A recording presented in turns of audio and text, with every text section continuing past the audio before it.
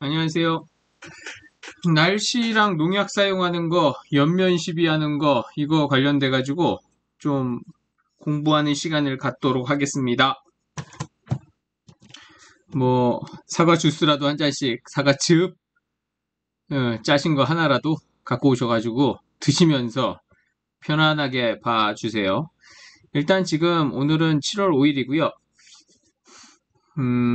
비가 오늘 원래 오기로 되어 있었는데 비가 안 왔어요. 그래서 좋죠. 비가 안 오면 좋습니다. 지금은 물은 충분히 있으니까. 내일도 원래는 비가 조금 있었는데 정말 조금이 됐어요. 대신에 내리는 비의 양이 1mm, 10mm, 11mm잖아요.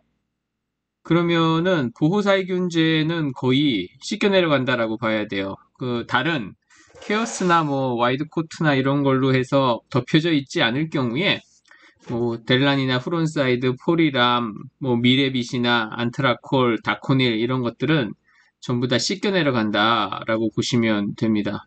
그러더라도 지금 요 기간이 굉장히 짧잖아요. 그러니까는 한두 시간 사이에 비가 내리고 한 8시까지 젖어 있다라고 하더라도 불과 젖어 있는 시간이 그렇게 오래되지 않기 때문에 병에 감염되거나 감염되어 있던 병증이 호조건이라서 어떻게 살아간다라고 하기에는 굉장히 짧은 시간이라서 토요일도 그럭저럭 넘어갈 것 같아요. 그리고 나서 이제 일요일에 보면은 비가 한 4시부터 오후 6시까지 그러면 한 14시간, 한 열 몇 시간 정도 오는데 비의 양으로 보면은 그렇게 많지는 않지만 일단 비는 옵니다. 그러고 나서 이제 일요일에 봐도 또 오전에 오고 없고 그 다음부터는 예보가 또 어떻게 바뀔지도 몰라요. 그래서 화요일도 비가 별로 없고 어떻게 따지고 보면 비가 처음에는 굉장히 많을 것 같았는데 그래도 좀 많이 줄어들었습니다. 근데 이게 중요한 게 하나 있습니다, 선생님들. 이게 어디 지역이냐라는 건데 제가 살고 있는 의성 지역을 얘기하는 거예요. 그러니까 선생님들 지역은 좀 다를 수도 있겠죠. 그래서 기상청의 예보에서 다른 데를 볼까? 한 이쯤 보면은 이게 전주 정도 되거든요. 전주도 보면 오늘 비 그렇고 내일 그렇고 여기는 비가 거의 비슷합니다. 예, 모레 한번 볼까요? 이때 거의 비슷하게 오고 내일 오는 비는 여기는 오히려 내일 비가 안 오네요. 그러니까는 자기가 사는 지역의 일기예보를 보시고 약을 치는 거를 결정을 하셔야 될 것 같습니다. 자, 이제 비가 온다라는 거는 기정사실화 했고요. 비가 왔을 때의 농약을 살포하는 거, 비가 왔을 때의 사이사이에 연면 시비를 하는 거에 대해서 설명을 해 드리려고 그래요. 지금 보셔야 되는 거는 요 부분입니다. 요 부분이 뭐냐? 요게 이제 자, 우리가 사과를 이렇게 그릴게요. 그러면 사과에 우리가 농약을 살포하든 뭐를 살포하든 그러면 이게 겉에가 농약을 파란색으로 한번 해볼게요. 이렇게 해가지고 젓는 게 아니잖아요. 물 방울 방울 방울 방울 방울 방울 이렇게 있어서 이렇게 젓잖아요. 이렇게 젖어서 어디 요 밑에 부분에는 더 많이 이렇게 묻게 되고 위에 부분에 여기 고이는데 좀 많게 되고 이렇게 되죠. 그 물 방울을 여기에서 이제 나타내는 거거든요. 그래서 이 물방울이 요런 반달 같은 요렇게 해서 표면에 저렇게 생긴다라는 건데 여기에서 중요한 거는 이거예요. 이 표면이라는 거예요. 한번 크게 써보겠습니다. 표, 면, 면은 이렇게 닿는 부분을 얘기하는 거고요. 표는 겉표자겠죠? 그럼 겉이라는 얘기예요. 겉. 그래서 겉이 뭐냐라는 건데 우리는 이 사람을 판단을 할 때 겉모습만 보고 판단을 하죠. 처음에.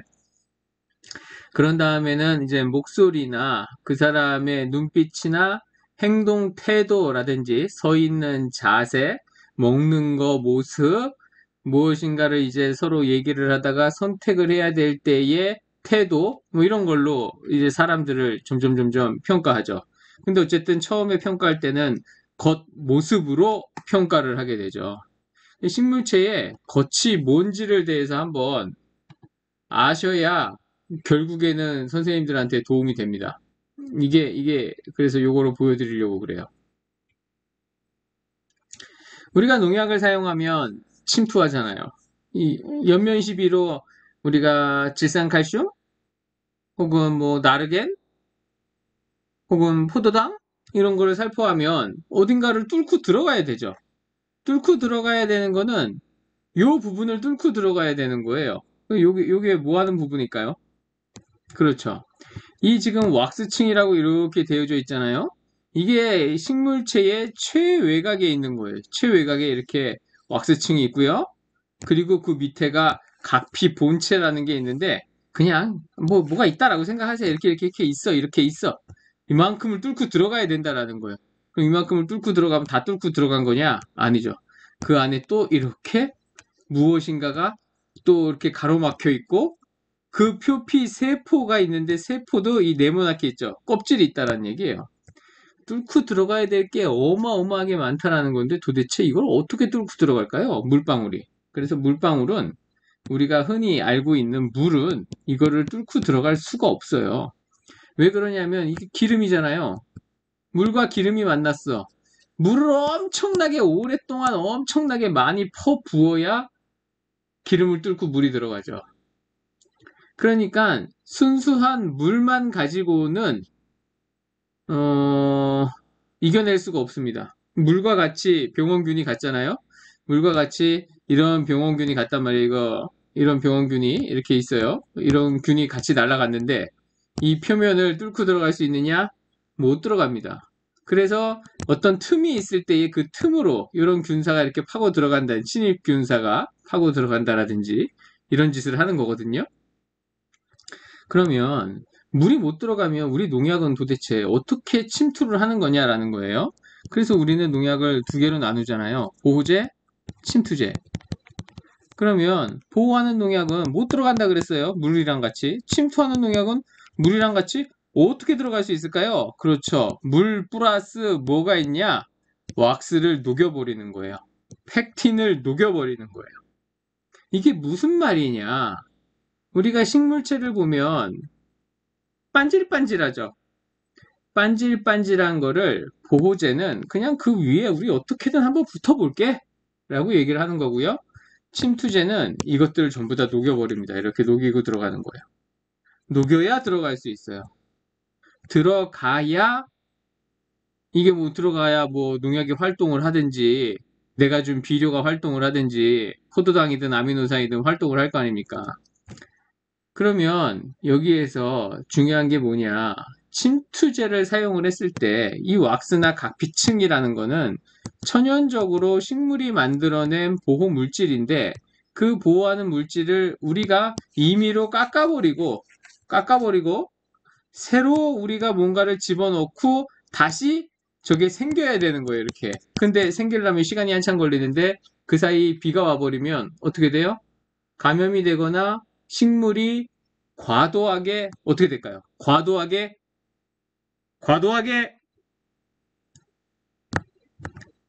수분을 상실합니다. 왁스로 덮여 있다라는 거는 외부에서 물이 못 들어오지만 내부에서 물이 나가는 것도 막고 있는 거예요. 그런데 이게 깎여 나가잖아요? 아니 이게 자꾸자꾸 입술이 바싹바싹 말라 들어가듯이 타들어가듯이 이렇게 해가지고 수분이 증발을 하게 됩니다. 그래서 침투성 약제를 사용을 하고 비가 오고 해가 쨍 내리쬐면 잎이 과도하게 수분이 날아가면서 삶아져서 우리는 그거를 또한 엽소라고 얘기를 합니다. 그러니 덮어버려야 되죠. 덮으면 뭘로 덮어요? 왁스로 덮거나 뭐 케어스로 덮거나 뭐 유기론이라는 건데 케어스로 덮거나 유기론을 왜 이야기해 드리냐면 원래 농약이 아닌 거는 권하지를 않아야 되는데 가격이 쓰시는 분들의 말에 의하면 케어스의 뭐 4분의 1 정도 가격밖에 안 치인다고 그래서 뭐 경제적인 사정이 있으니까 그래도 거의 비슷합니다. 또 어떤 분들은 품질이 좀 그렇다라고 하는데 어쨌든 그런 걸로 덮어야 병원균도 못 들어가고 내부에서 수분이 날아가는 것도 억제가 되고 도움이 된다라는 얘기예요. 그럼 우리가 연면 시비를 하는데 연면 시비를 하는 데 있어서 가장 효과적인 방법은 무엇인가 침투성 전착제를 섞어서 살포를 하면 굉장히 연면시비를 하는 효과가 나타납니다. 그런데 문제가 있어요. 뭔 문제가 있는 거냐면 연면시비를 해서 뭔가를 하는 데 있어 가지고 우리가 무엇인가 전착제를 넣으면 효과가 좋습니다 라고 하는데 농약이 아닌 어떠한 부자재가 있단 말이에요. 그러한 부자재를 사용을 했을 때에 여기에서 보면 페네트레이터라고 해가지고 침투제라는 게 있거든요. 이 침투제라는 거. 이 침투를 하는데 요 뒤에 뭐라고 말이 쓰여져 있나요? 각피기관의 용해도 증가, 껍데기가 녹는 거의 정도가 늘어간다, 올라간다 라는 거예요. 껍데기를 잘 녹인다 라는 얘기예요.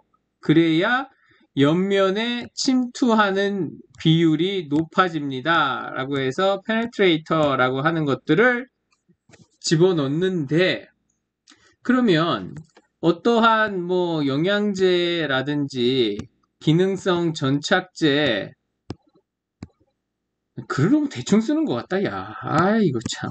다시 잘 써보겠습니다.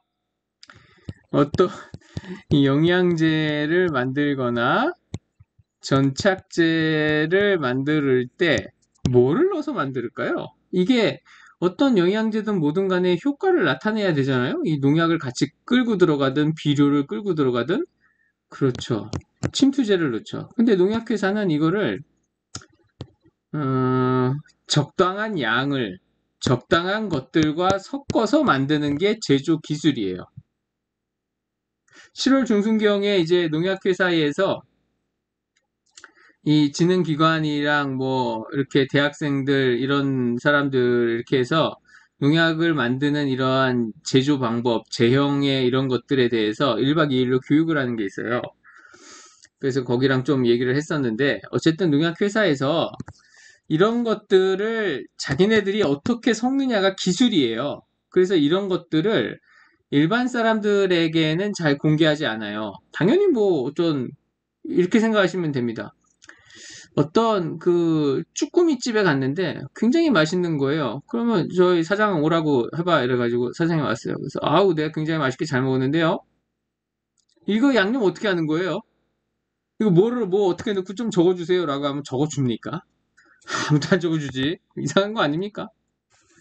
예, 그런데 어떤 영양제를 만들거나 어떤 침투성 뭐 전착제를 만들거나 기능성 전착제를 만들거나 뭐 이러는 사람들은 이런 그 다음 작물에 뭐 그 다음 살포하는 농약에 뭐 물의 pH 뭐 이런 거를 신경 쓰는 게 아니고 내가 하는 뭔가만 잘 들어가면 되는 거야. 뭐를 뚫고 각피를 뚫고 아까 최외곽에 왁스층이 있고 거기에 이제 각피층이 있고 여기에 세포가 있는데 세포는 팩틴 결합으로 이렇게 있다라고 얘기를 했어요. 이거를 뚫고 용해를 시켜야 되는데 이걸 각피층이에요. 이거를 그냥 뚫고 잘 들어가게만 만드는 거야. 그러면 밑에서 수분이 금방 날아가고 병원균이 들어올 수 있고 이렇다 그랬죠. 그래서 잘 모르는 제품을 섞어서 쓰지 마세요 라고 하는 이유가 그래서 그렇습니다. 뭐라고 그럴까? 그냥 뒷일은 나는 모른다. 일단 우리 제품을 딱 하고 나서 뭐 효과가 확실히 눈에 반짝하고 보여야지만 된다. 라는 거예요. 생리장애가 생기든 과피가 거칠어지든 잎이 시들시들거리든 난 그런 거 신경 안 쓴다. 그냥 그러는 거예요. 그래서 원래 보호제는 이 위에 있어야 되잖아요. 다시 한번 앞에 부분을 보여드릴게요.